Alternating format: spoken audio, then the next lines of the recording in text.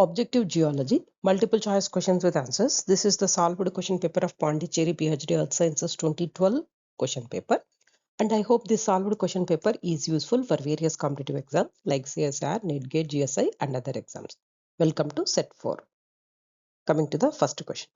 The groundwater model that utilizes the similarity of two physical systems are known as A. Analog models, B. Mathematical model, C. Physical model, D. System model.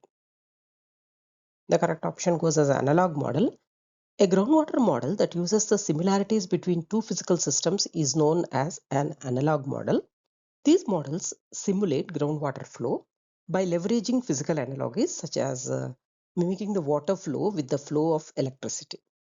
So the groundwater model that utilizes the similarity of two physical systems are known as analog models. Next question.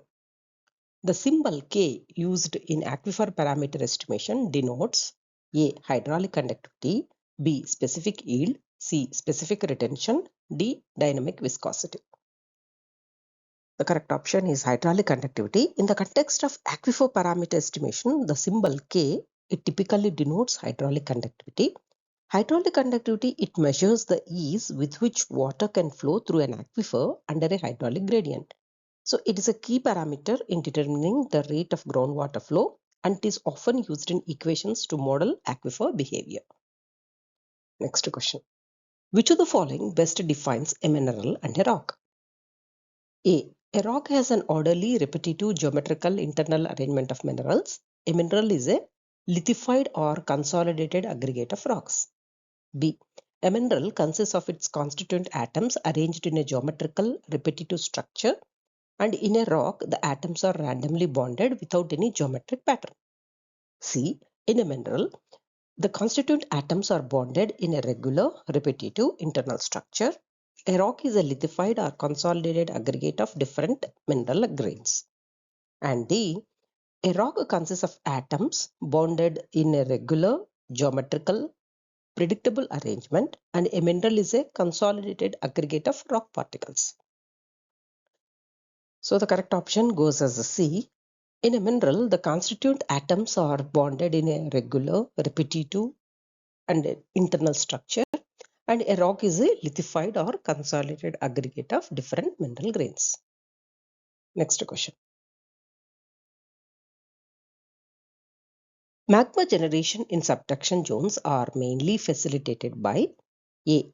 Releasing of water and volatiles from the subducting plate. B. Pressure increase in the subducting zone. C. Temperature increase in the surrounding mantle wedge. And D. Both increase in temperature and pressure. Magma generation in subduction zones are mainly facilitated by releasing of water and volatiles from the subducting plate. This process is called flux melting and it lowers the melting point of the overlying mantle wedge, leading to magma generation. And the subducting plate, it heats up and hydrous minerals within it dehydrate, releasing water into the hotter and shallower mantle.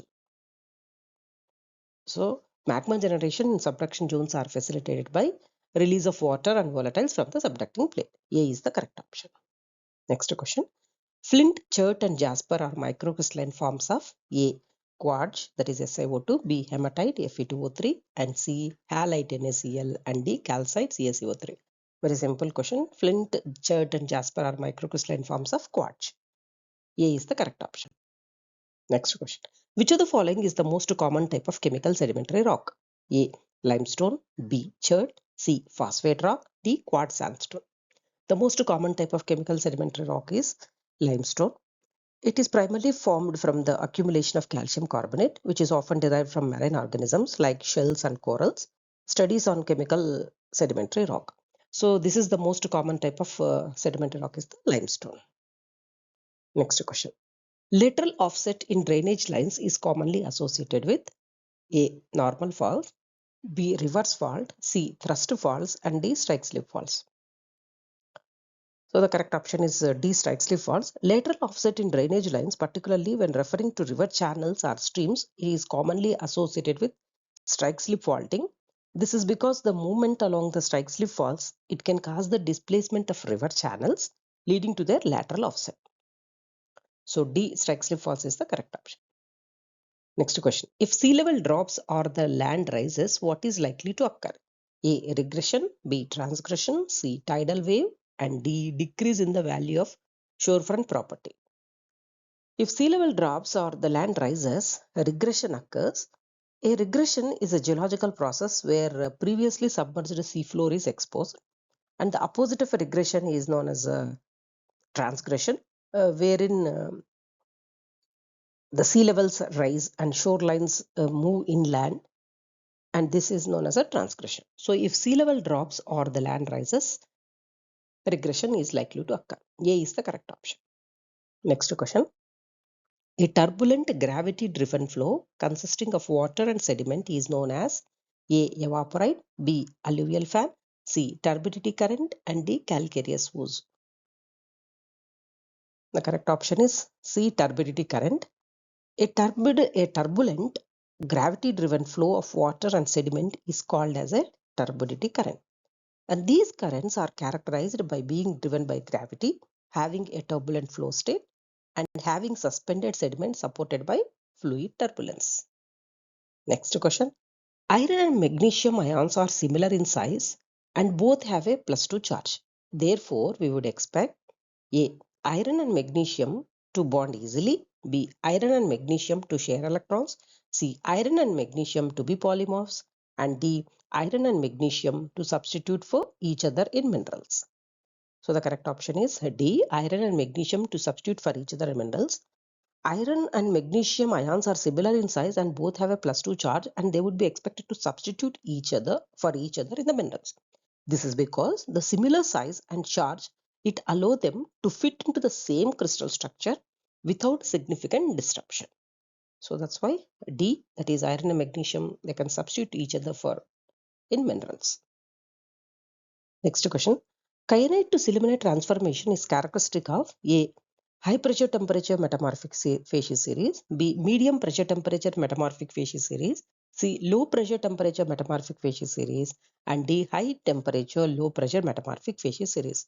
So kyanite to sillimanite transformation is characteristic of high pressure temperature metamorphic facies series.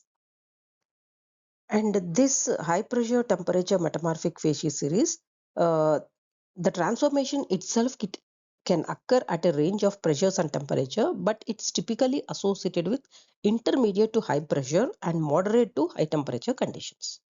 So A is the correct option. Next question. Breakdown of muscovite to potash feldspar sillimanite in pelitic rocks indicates the transition from A. Green schist to blue schist, B. Green schist to amphibolite, C. Blue schist to eclogite, and D. Amphibolite to granulite. So the correct option is D. Amphibolite to granulite. The breakdown of muscovite to potash feldspar and sillimanite in pelitic rocks, it signifies the transition from lower to higher metamorphic grades, specifically from the medium grade amphibolite facies to the granulite facies. So D. Amphibolite to granulite is the correct option. Next question. Flow structure is associated with A. Normal fault, B. Strike slip fault, C. Thrust fault, and D. Transfer fault. Flow structure in geological context, it is associated with the slike slip faults and their related tectonic forces, particularly in areas of transpiration, that is converging crust, or transtension, that is diverging crust. So these faults cause the formation of flow structures, which are geological features that resemble a flower in cross section. So flow structure is associated with slike slip fault. Next question. If the pitch of the fold axis in an axial plane is 90 degrees, then the fold will be A. Upright fold, B. Inclined fold, C. Reclined fold, and D. Recumbent fold. The correct option is C. Reclined fold. A fold with a pitch of the fold axis on the axial plane of 90 degrees is indeed considered as a reclined fold. In reclined folds, what will happen? The axial plane has a lower dip, that is less than 80 degrees, and the pitch of the fold axis on the axial plane, it is more than 80 degrees, meaning the fold axis is almost perpendicular to the axial plane. Next question. In a deformed rocks, if both planar and linear fabric elements are well developed, then the rock can be termed as A. S-tectonite, B. L-tectonite, C. LS-tectonite, and D. Cleaved. The correct option is C. LS-tectonite. In deformed rocks, if both planar, that is like foliation, and linear, like lineation, fabric elements are well developed, the rock can be termed as a LS-tectonite. This term indicates a rock with a moderately developed planar fabric and a moderately developed linear fabric, reflecting a deformation history where both flattening and elongation has occurred. So C. LS-tectonite is the correct option.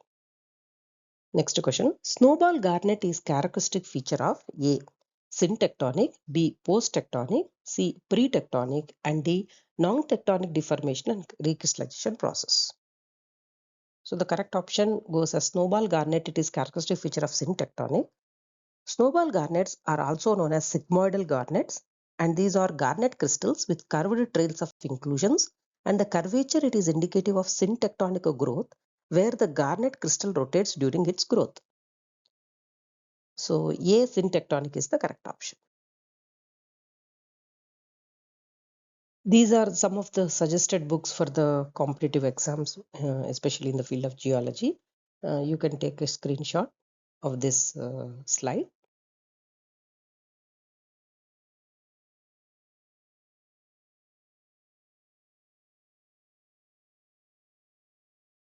Hope you have followed the content and the questions. See you in the next video. Hope you can subscribe this Explore Geosciences. Thank you for your time. See you in the next video.